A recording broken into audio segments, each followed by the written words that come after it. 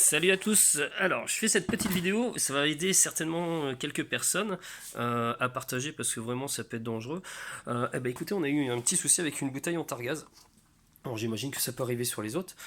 Audrey avait souvent mal à la tête quand elle était dans la cuisine et il y avait une légère odeur de gaz en dessous de l'évier. Mais voilà, comme on y va souvent, ça aère un petit peu quand même et ça circule quand même dans la maison. Bref, du coup on a quand même changé par sécurité les flexibles de gaz. On avait vérifié la jonction et tout ça, tout allait très bien. Sauf que l'odeur était légèrement persistante, mais bon, c'était encore passable. On est parti en vacances une dizaine de jours et quand on est revenu, ça sentait vraiment très fort le gaz, sous l'évier essentiellement. Et en fait, il s'avère qu'il y a une petite fuite au niveau de la bouteille.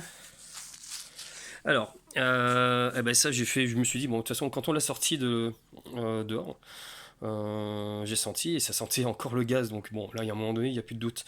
Et pour faire le petit test, en fait, hein, j'ai pris juste de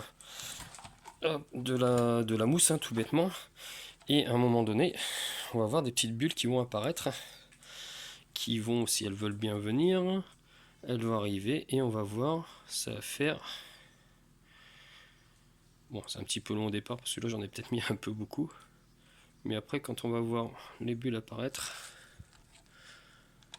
voilà, les bulles elles sont là, elles arrivent là. Hop là, c'était ici. Voilà.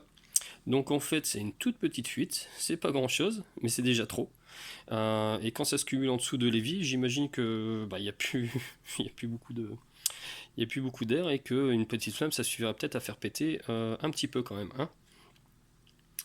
Donc voilà.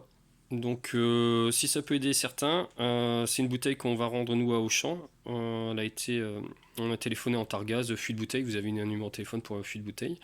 Et voilà, il suffit de l'échanger. Voilà, mais ça peut être dangereux quand même, hein.